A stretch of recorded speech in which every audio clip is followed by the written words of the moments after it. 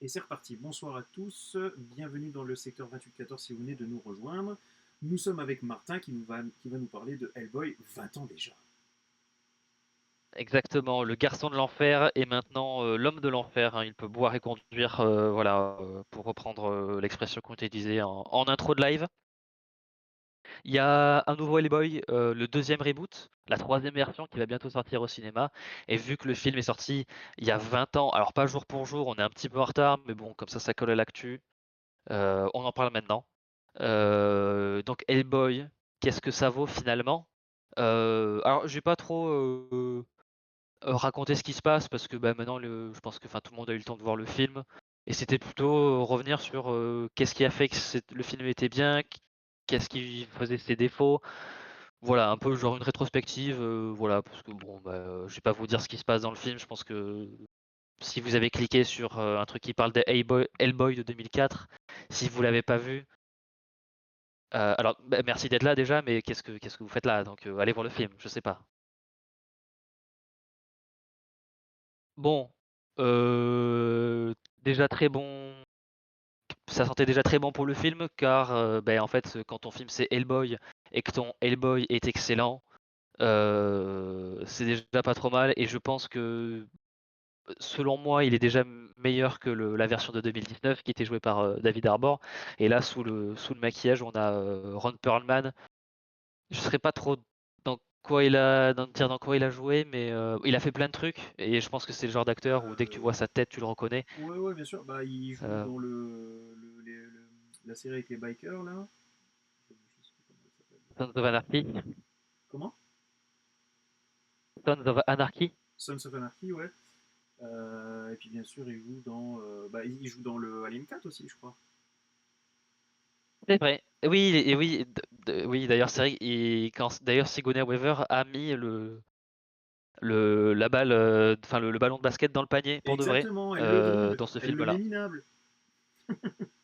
Exactement. Donc voilà, l'acteur est très bien choisi, le design est très bien, le gun est très très gros, donc c'est très très bien aussi. On colle quand même plutôt bien à ce qu'avait imaginé donc Mike Mignola, qui est le créateur d'Hellboy. Euh, Et puis quand même, ce qui est quand même assez impressionnant là-dedans, c'est que le maquillage fonctionne quand même tout ce temps après, qu'il reste parfois meilleur que ce qui se fait aujourd'hui. Alors pas forcément sur les Hellboy d'après, même si on pourrait débattre là-dessus, mais la qualité du maquillage est très très cool en termes de design, et même pour voir les expressions du personnage, le personnage peut avoir des émotions et ça se voit, et ça mine de rien, pour un personnage aussi de la tête aux pieds, quoi. Il est maquillé et ça peut être très contraignant, très difficile. Et là, pour le coup, tout marche pour élever le personnage. Et c'est quand même assez important parce que bah, c'est le personnage principal et bah, ça marche très très bien. Et je pense que le succès du film est en partie là-dessus, je pense. En grosse partie même. Je sais pas si tu veux rebondir dessus ou pas. Ah, malheureusement, je te l'ai dit, moi j'ai très très peu de souvenirs de ce film. C'est ouais, là-dessus, je vais plutôt boire tes paroles malheureusement. J'étais persuadé que j'allais avoir le temps de me replonger dedans avant, et mais non, malheureusement non. Donc là, c'est plutôt l'effet inverse. Vas-y, donne-moi envie de me replonger 20 ans en arrière et de voir le film. Ok, bah du coup c'est bien que j'aille pas trop dans les détails de l'histoire parce que comme ça tu pourras, je sais pas si tu te souviens de ce qui se passe, mais comme ça il y aura pas vraiment de spoil. Donc bon, personnage principal, qui assure, voilà, qui est bien, sous tous les angles, en termes de jeu, de design, d'émotion et cetera. Mais il y a pas que ça, parce que, ben voilà, je sais pas si je l'ai dit, mais Hellboy est réalisé par Guillermo del Toro. Et même si aujourd'hui on reconnaît quand même, bien sa patte graphique, voilà, pour ceux qui ont vu, La Forme de l'eau, d'ailleurs dont le personnage principal est quand même très fortement inspiré de Abe Sapien, qu'on voit à l'image. Il a aussi fait Nightmare Alley, il a fait Pacific Rim. Qu'est-ce que j'adore Pacific Rim. Il me fait penser aussi à la créature qui a Enfin les voilà. yeux dans les mains, là, qui était déjà un Guillermo del Toro. Oui, dans le Le labyrinthe, labyrinthe, ouais. Le je labyrinthe crois. de Pan, non? Ou un truc Ou comme alors ça, c'est le hein. labyrinthe de Pan. Ouais. Oui, tout à fait. Donc effectivement, on reconnaît sans problème la patte del Toro. Voilà. Et justement cette patte, ça fonctionne très, très bien, parce qu'il y a quand même un soin et un amour porté aux créatures et aux choses un peu étranges. Et beh, pour un design comme celui de Abe, c'est ça enfin ça passe nickel quoi. C'est vraiment typiquement dans son genre de c'est dans son rayon quoi. Et puis après bon le personnage au-delà du design, il est plutôt drôle. Enfin comme un personnage secondaire un peu plus, qui amène un peu plus de légèreté, un peu plus d'humour. Ça marche très bien, c'est bien écrit, c'est pas un bouffon quoi que ce soit. Heu et en plus, la performance alors, c'est Doug Jones qui est, dans la performance, du corps, de la gestuelle. Il avait aussi fait, le surfeur d'argent dans Les 4 Fantastiques et le surfeur d'argent. Donc le film d'il y a, presque 20 ans du coup. Voilà, c'est un gars qui est habitué à faire des performances, très, reconnaissables, rien qu'à la manière dont il bouge et cetera. Et alors, j'ai appris en regardant une vidéo sur le film il y a 2 jours. Dans le premier film, je crois que c'est un acteur qui s'appelle David, Wide, je crois, je sais plus, qui prête la voix à ce personnage-là. Et au vu de l'investissement et de la performance de Doc Jones, parce qu'il faut savoir que pour mettre ce maquillage, ça prenait énormément de temps et ça lui est même arrivé que l'acteur, dorme avec le costume pour éviter de le remettre, le jour d'après. Donc enfin voilà, c'est, gros investissement de la part de l'acteur. Et donc celui qui lui a prêté, sa voix dans le premier a refusé d'être, crédité au générique du film, de par respect de la performance de Doug Jones. Et dans les produits, suivants de cette version-là de Hellboy, c'est directement Doug Jones qui a prêté sa voix. Donc on peut quand même souligner que ce gars-là c'est volontairement, effacé derrière Ah le oui, très sympa. l'acteur qui prêtait la gestuelle. Et franchement, respect. Et c'est vrai que oui, dans Abe bouge d'une manière très particulière et c'est ce qui fait aussi le fait que le personnage un peu reste un peu dans les mémoires, qui sont un peu marquants. C'est parce que la gestuelle, colle au design. Donc voilà, le personnage est très très cool. Et puis voilà, ça un peu, symbolise toute l'esthétique d'El Toro. Et voilà, c'est très. Alors on peut ne pas aimer, mais quand même, il y a une attention aux détails, etc. Enfin voilà, les costumes sont très bien, enfin c'est pas, il y a pas de fainéantise et ça se voit qu'il y a un véritable amour du personnage et du monde finalement de l'univers de Hellboy. Et c'est aussi ça qui pour moi le film fonctionne aussi bien parce qu'il peut être, il va chercher des concepts, des designs, des personnages très loufoques qui n'ont quand même quasiment très peu de semblance avec, le monde réel.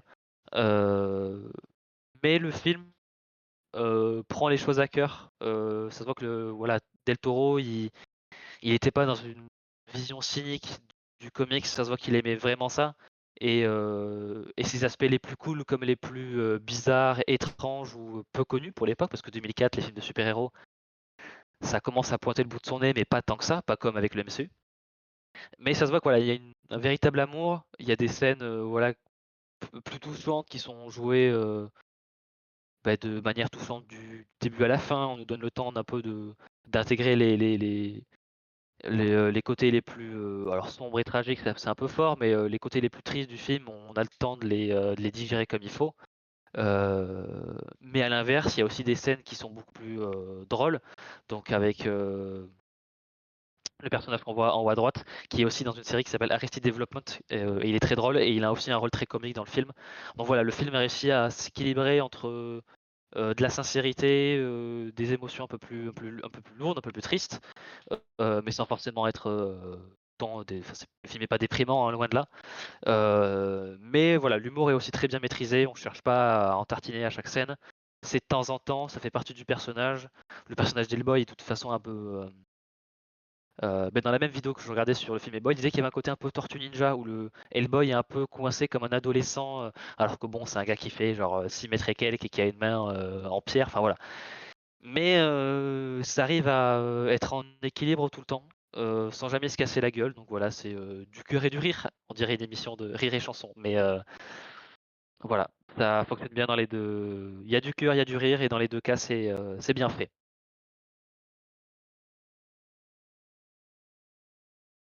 Bon, j'ai été plutôt élogieux jusqu'à présent, mais c'est pas pour autant que le film est parfait à 100. Aucun film ne l'est. Bah, Et un si peu je te moins vois mes si je te 2. vois dire une critique d'un film ou d'une série tout sourire tout du long, je me poserais des questions. Je me dirais où est mon Martin? Ça ne va pas là. Ou alors j'ai été payé peut-être et du coup genre où est le Ou t'as chèque? été payé par ouais exactement et sans me le dire. Et voilà, faut te le dire, voilà. Non, je n'ai pas été payé pour regarder Hellboy, j'aurais bien aimé, mais on n'est pas assez connu encore. Encore. Hem, donc bref, tout n'est pas parfait, alors c'est un peu moi mes propres problèmes avec le film, mais c'est pas non plus, le film reste globalement bon, hein, alors certains préféreront la suite, ça à vous de voir, mais ce film-là reste quand même très, très bon, surtout pour l'époque où c'était pas évident de faire un bon film de super-héros. Heu, c'est surtout notamment avec la relation entre, Liz et Hellboy.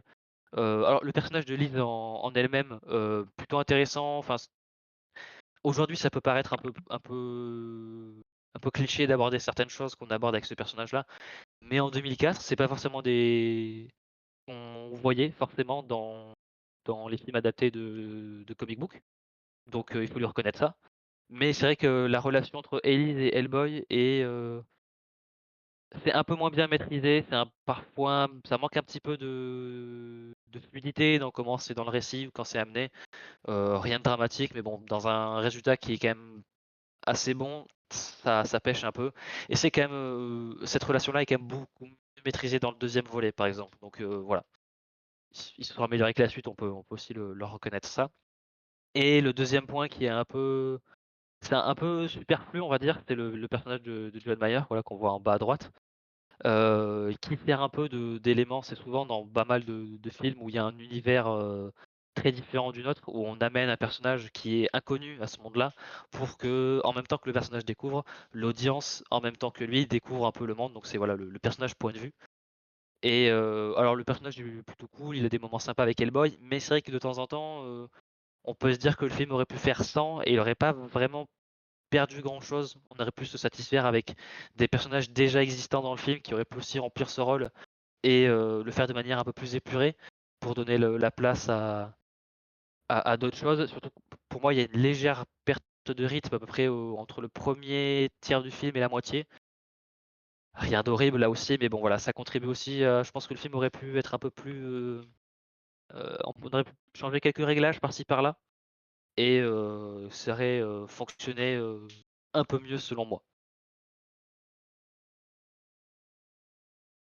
Hem, alors la phrase que j'ai mis, «La forme est aussi le fond». C'est un peu une tentative un peu maladroite de traduire, ce que Del Toro a dit, alors c'était à une conférence, je sais plus laquelle, mais qui disait que, «Style is also substance», donc le style, c'est aussi de la substance. Alors ça, c'est la traduction littérale, mais nous, on considérait ça plus comme, style, c'est la forme et substance, c'est le fond. Et il disait en gros que la forme peut être aussi un fond, peut être aussi le fond d'une œuvre. Et chez quelqu'un comme Del Toro, c'est très, très vrai, hein, parce qu'alors, il a aussi la chance d'avoir souvent des scénarios très solides, donc le fond en lui-même est toujours, s au moins correct, voire très, très bon, qui lui permet de un peu, établir son style et de donner vraiment, un caractère unique à ses productions. Et là typiquement c'est le cas pour Hellboy où, il y a un sens des costumes, des décors, de l'éclairage, de comment sont filmés certains plans. Voilà, il y a une scène de combat où Hellboy passe à travers plusieurs objets, puis plusieurs murs, avant de traverser le mur extérieur d'un bâtiment et de tomber dans une poubelle. Et on voit ça en un plan, en suivant juste devant la tête d'Hellboy, on le voit traverser les murs et c'est fait d'une manière très, bah, assez particulière. Enfin, on voit pas ça dans n'importe quel film et ça donne un peu plus ça renforce le cœur déjà solide du film, donc le cœur étant, l'interprétation et l'écriture. Mais tout ce qu'il y a au-dessus, l'enrobage est aussi très, très bon. Donc oui, la forme de ce film ajoute énormément et alors je sais pas, on le voit peut-être pas forcément trop ici parce que, bon l'éclairage fait qu'on voit pas forcément le décor, mais c'est dans des décors aussi, Il y a un côté très Lovecraftien au film, et c'est une esthétique qui est quand même plutôt bien, représentée au cinéma. C'est quand même assez dur de le faire, mais là, c'est pas trop mal. Voilà, donc c'est des décors très, très élaborés, très détaillés. On sent qu'il y a beaucoup d'artisanat derrière. Heu, mais il y a aussi une qualité visuelle, heu, on va dire dans la couleur, dans la composition des plans, dans des idées de ouais, du décor où on est, de comment se déroule l'action. Donc c'est pour ça que là j'ai mis une image, où on voit un peu le personnage avec ses cornes un peu mythiques et sa couronne de feu, voilà, qui sont des symboles assez iconiques du personnage de Hellboy. Donc voilà, je suis d'accord pour dire que la forme est aussi le fond. Alors il faut aussi que le fond de ton film, soit bien, hein, parce que si tu es très joli mais que ton film est ennuyeux ou nul, ça marche un peu moins bien. Mais il faut aussi reconnaître que les côtés esthétiques qu'on accorde plus à la forme, sont aussi, c'est pas juste, ça a son importance. Donc voilà, il y en a, les 2 fonctionnent en équilibre et c'est bien d'avoir les 2 quoi, pas juste de mettre la priorité sur l'un, ou sur l'autre. Voilà. Heu, pour conclure, il y a des suites. Alors il y a une suite au premier film qui est, Hellboy 2: Les Légions d'Or Maudite. Alors les 2 films ont jamais très, très bien marché au box-office. Il y a eu des bons succès critiques, mais ça a jamais fait trop, trop d'argent, donc ça a été toujours compliqué et donc le troisième s'est jamais fait. Mais alors le deuxième c'est en 2006 si je ne m'abuse et on a eu aussi droit à un reboot en 2019, voilà donc c'est le poster de droite, qui s'est quand même, ramassé la gueule de manière assez sévère Ouais, c'est cassé. et au box-office et voilà et du point de vue des critiques. Donc c'est pour ça que, ne serait-ce que même 4 ans après, on a droit à un autre reboot. Alors il me semble que dans cette version-là, Mignola a bossé alors je sais pas s'il a travaillé au scénario, mais je pense qu'il a au moins, établi l'histoire globale du film. Donc il est quand même alors il était aussi impliqué dans ceux d'avant, mais je pense que là il est encore plus impliqué au niveau de l'écriture. À voir, le film est quand même fait avec un budget assez réduit, donc il y aura peut-être un côté peut-être un peu premier Evil Dead, voilà, ça se passe dans la campagne, ça adapte, je crois un arc assez connu des comics qui s'appelle, The Crooked Man, comme le titre du film. Donc à voir, il y aura peut-être un côté un peu grunge, horreur, un peu plus, faible budget, mais qui peut très, très bien fonctionner pour ce style-là. Je ne sais pas si tu attends ce film, si tu connais le personnage, dans les comics ou pas, je est-ce que ça te hype? Moi, je vais me faire massacrer, mais c'est vrai que j'ai un peu de mal avec les créations de Magnolia. De Mignola, c'est. Ouais, Ouais. Mignola, ouais. Mike Mignola, c'est vrai que j'ai un peu de mal. Alors, ses dessins, ça n'a pas de graphique. On reconnaît ses œuvres entre mille, hein. Aucun problème là-dessus. Mais c'est vrai que du Ouais, coup, ouais. c'est cette partie graphique assez atypique, moi, qui m'a toujours calmé. Donc, encore une fois, je vais me faire massacrer par les lecteurs de comics quand je vais dire ça.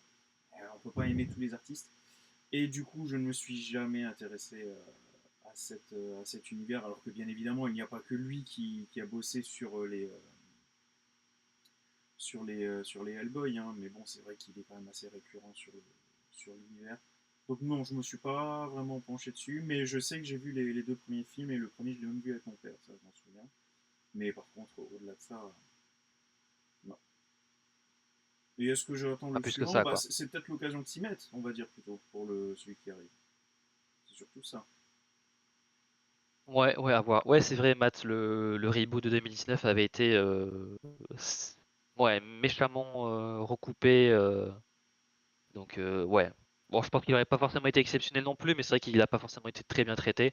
Donc là, c'est pour ça le nouveau, là, Hellboy The Crooked Man, en espérant que son côté plus indépendant, au niveau de la production, permette une cohérence artistique, sera meilleure, je l'espère. Voilà, toujours bien quand des films de comics, sont bien, ça légitime un peu tout ça, quoi. Ah bah, je suis fanatique En plus, j'ai littéralement fait un peu de plus rapide. Eastman mais je fais une différence avec Mignola, ouais, je sais pas. Ouais, bon, bon. Ouais. En plus, j'ai fait un petit peu plus rapide parce que je sais que ce qui nous attend, Yes, surtout en c'est dernière cool, c'est partie, ça va cool. peut-être Je être vais un peu essayer de plus gratter costaud. aussi quelques instants. Donc, Ah oui, il faut que j'arrête l'enregistrement.